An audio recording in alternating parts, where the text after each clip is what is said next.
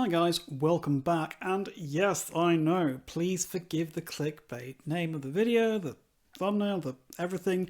I'm gonna be real with you. I am this close to getting monetized, and Daddy YouTube finally becoming some sort of minor sugar daddy for me, so gosh darn it, I'm sort of playing the game. I'm gonna play the little clickbait game for a little bit, but no. I don't want this to be some kind of like low-rent video where I basically dunk on every single popular band out there and say, they're really bad and you should feel bad for liking them, No, that's not my style. You should know this much by now, that's not how I roll. Whenever I make this kind of video, I really want there to be kind of a point to it, and I suppose, in some ways, I want this video to be a cry for help, I suppose, in some ways, because what I want to talk about is 10 bands, mostly prog adjacent bands, not necessarily completely prog, but mainly, prog adjacent bands, who I have, throughout my many years, spectacularly failed to understand, get into, appreciate properly, blah, blah, blah, blah, blah.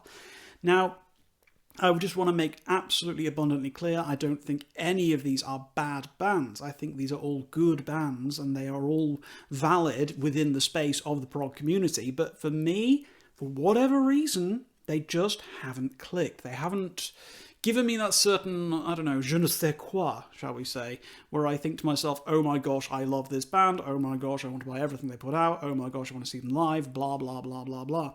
Something is missing for me. And what I want from this video is to not only explain to you guys why they haven't really clicked with me, but I also want to give people out there who are really into these bands the opportunity to help me see the light, as it were, to guide me or help me understand how I really need to approach this music, what it is that made you fall in love with these bands, so that maybe one day I can have the same feelings. Maybe I can fall in love with them, and hopefully these bands that I just don't understand will soon become future classics for me. I don't know. Here's hoping, at least, anyway. So, with that little bit of a preamble out of the way, let's get straight into the first band which really has failed to click with me, and that is Animals as Leaders. Yes, I know, this one's quite a popular band, obviously. I mean, they pretty much all are, let's be real here, the ones I'm going to go for. But for me, Animals as Leaders is... It's a few things, really. It's a few things. The first of which is that I do struggle with purely instrumental music, the projects that are from start to finish, just pure instrumental. Now, I could have put a band like Scale the Summit here, but I'm talking about bands that I actually, kind of like a little bit, and I don't actually like Scale the Summit very much at all, I'll be brutally honest with you. It's kind of like, yeah. But Animals as Leaders I kind of do like, but I just don't gel with them that well. Tosin Abasi, incredible player, absolute genius, but I don't know. I can't help but feel whenever I listen to Animals as Leaders that I'm witnessing the display of technical wizardry, but for me personally, the artistry just isn't there. It doesn't feel like there's much soul, like there's much, I don't know, like there's much heart to it. Now, I could be completely wrong with this, and maybe I'm just listening to it wrong, I don't know. But I really, really want to discover what it is that really pushes this band out for you. Now, I love tracks like Physical Education, stuff like that is really, really, really good. But as a general rule, I don't know. There's definitely something missing from the equation which doesn't work. Maybe it's the lack of the bassist. I don't know. I know they compensate by using like really down-tuned guitars, etc., but I don't know, maybe subconsciously I'm just thinking there's no bass player. How on earth am I, a bass player myself, supposed to be enjoying this music which lacks my instrument? And, I don't know. Maybe I'm just being ridiculous. But yeah, please tell me how you got into Animals as Leaders, what really pushed you towards them, and maybe I can do the same. Hopefully. Fingers crossed. Okay, next one is quite a big one within the prog world. It's Emerson, Lake and Palmer. I know, I don't get it. I just don't get it. Okay, no, I do kind of like ELP, like, I love Tarkus, the song, and I think Brain Salad Surgery is a great record, but I don't know, something about them, I think, maybe they're too whimsical, Sometimes when I was listening to Trilogies, actually, earlier today. I haven't listened to that one very much, but I listened to a few of these bands on the lead up to doing this video to sort of like give myself a bit more context as to why I'm not gelling with these bands, whatever. But Trilogies just didn't hit for me. I felt it was too silly. I felt it was incorporating too many sort of, haha, look, it's this famous piece of classical music, but we've done it with keyboards.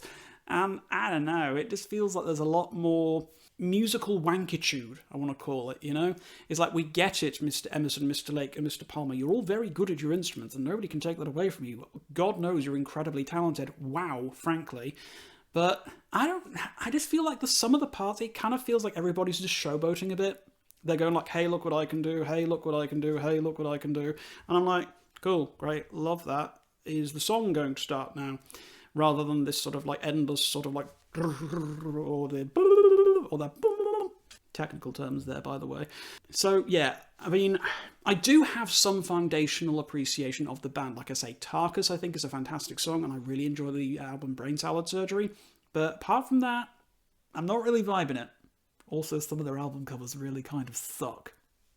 Moving on to the Flower Kings. Now, I think my biggest problem with the Flower Kings, and please don't hurt me in the comments for saying my truthful mind here, I think Roiner Stoltz's vocals really suck.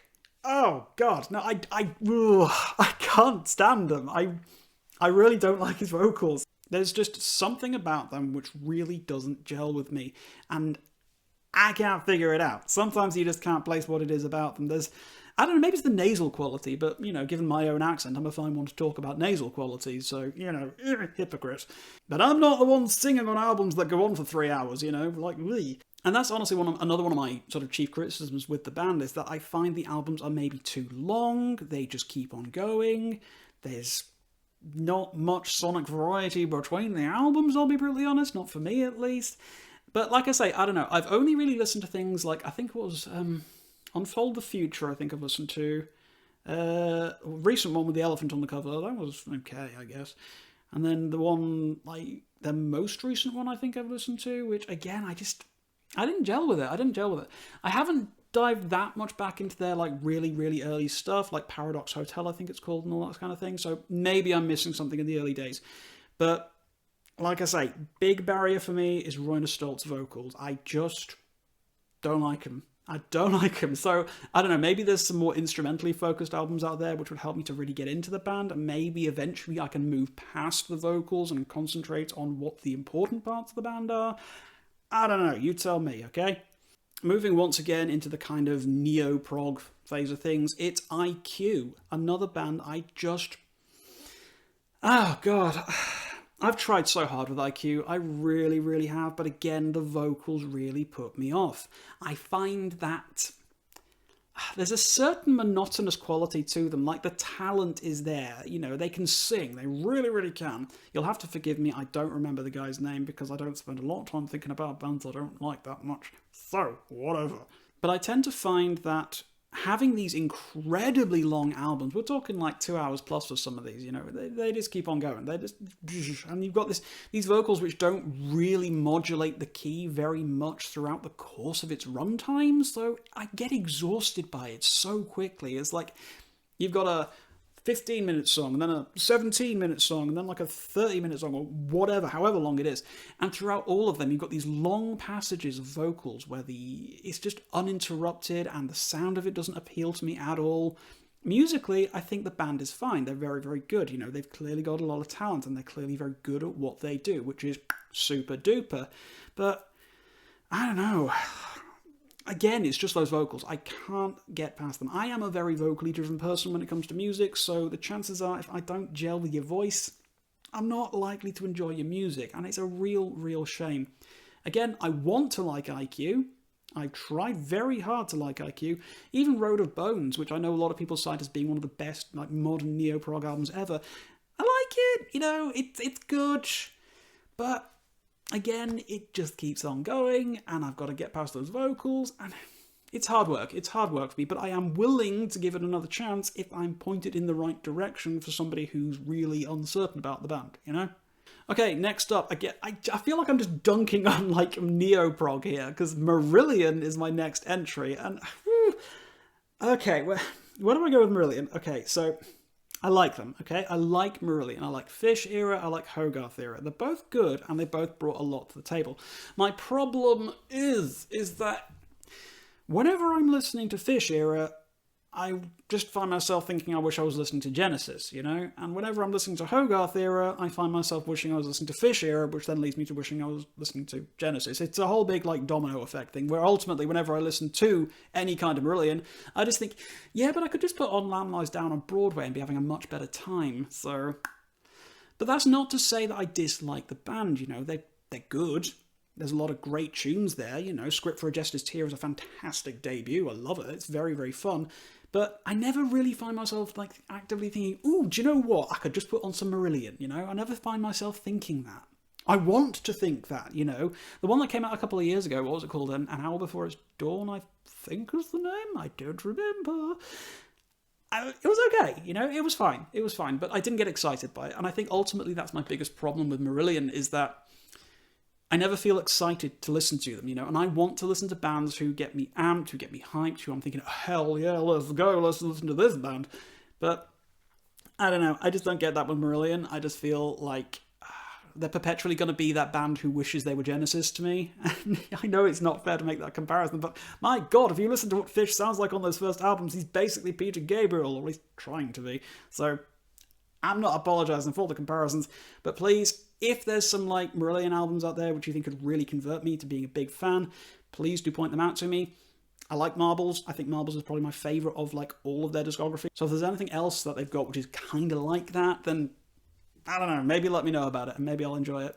Right, coming up next, I've been dunking on neo-prog for far too long. Let's have a little go at some metal, shall we? Or at least prog metal. It's Periphery! Yes, Periphery. The darlings of gent, as it were. Now, I can remember when these boys jumped onto the scene back in the day, when like the whole Bulb demos and Misha Mansour did all this sort of stuff, and everyone's like, oh my God, this is so cool. I'm just sat there thinking, it's Meshuggah with weird vocals. Okay, it's fine, I guess. And that was it. It was fine.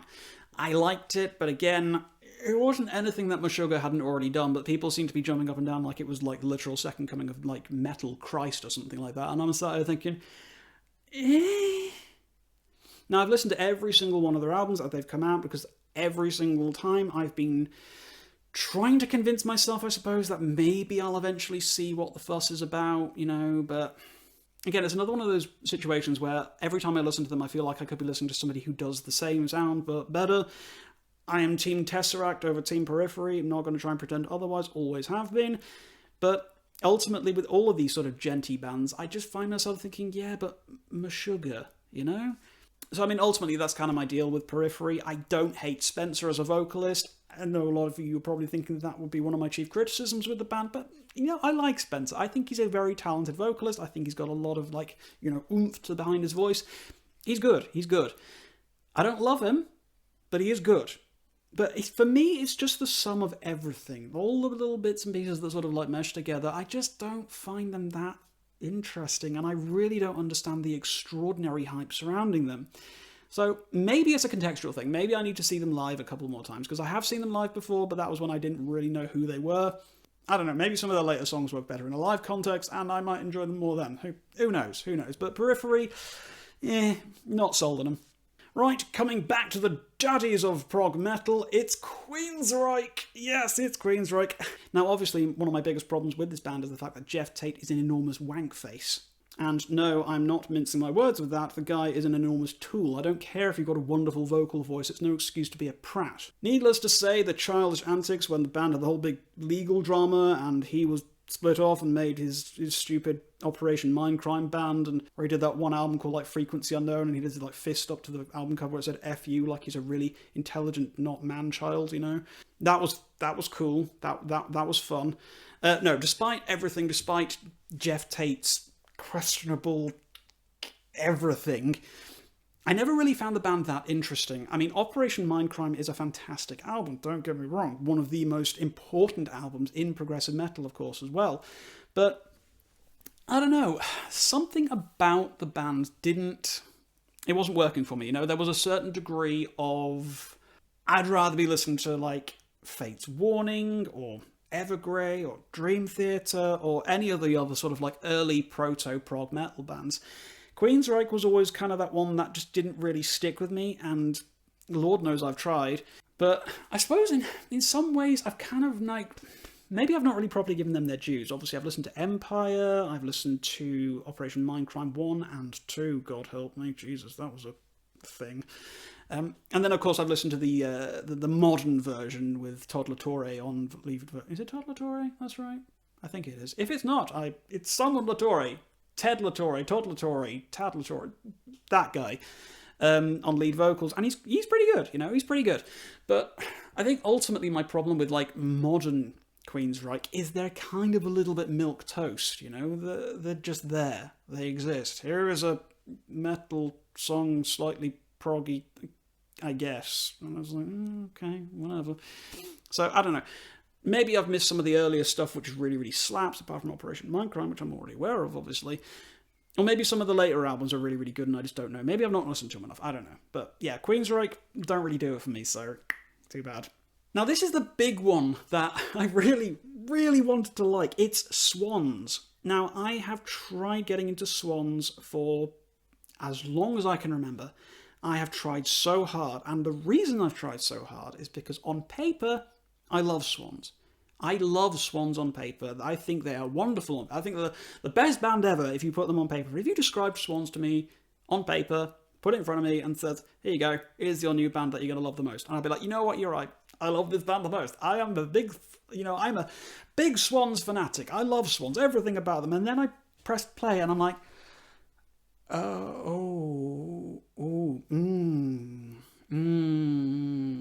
yeah, I struggle with this band. I really, really do.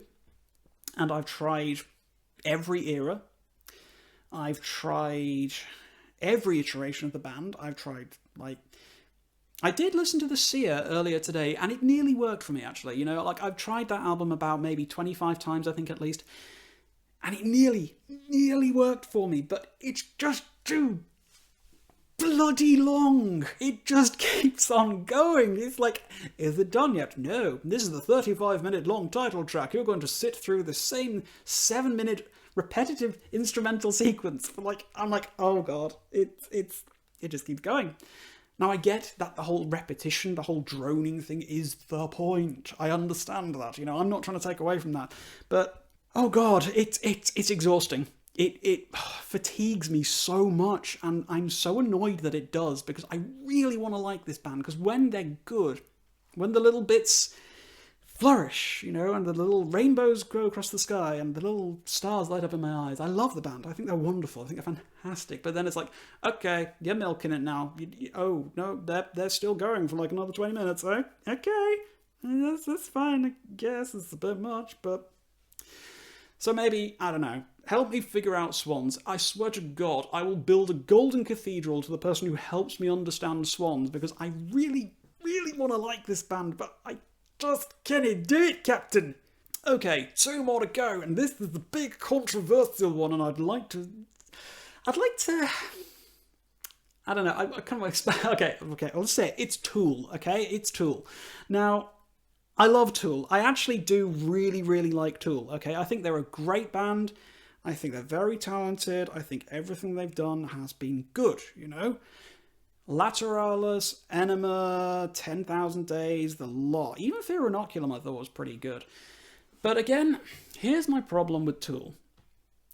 They are given an almost godlike messianic status within the music world in general. Not just prog, but in the music world in general. And there's a lot of bands out there who will go, we're basically this but Tool, or we're Tool but this, or we're this and this plus Tool. And I'm like, okay, that's great, but what does Tool actually sound like? And then I press play, and I'm enjoying it for a bit, but I tend to find it's a little bit too maximalist for me, I think.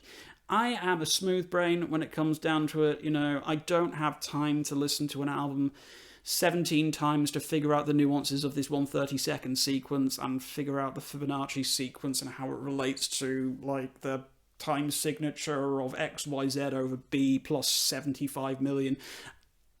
I don't care. I just want to listen to good music. I don't want a thesis in music theory to get a full appreciation of it. And Tool frustrates me in that way.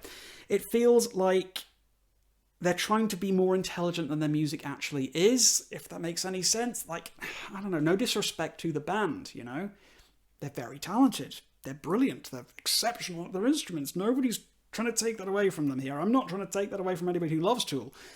I just think for somebody like me, I will fully admit maybe I'm not smart enough for Tool. Maybe that's what it is. Maybe that's why I don't get as much out of them as I would like to. You know, I'm okay with admitting that. You know, I don't care. I'm a bit of a dum-dum at times. You know, I flap open my mouth and words come out of it, but that doesn't necessarily mean anything's going on up here. And maybe that's just it. Maybe that's why I don't like Tool. Maybe it's just too intellectual for me. You know, if you don't understand Tool, have you foolish boy? I'm like, yeah, you're right. I don't understand Tool. I mean, I like the riff where it goes. That's cool. That's cool.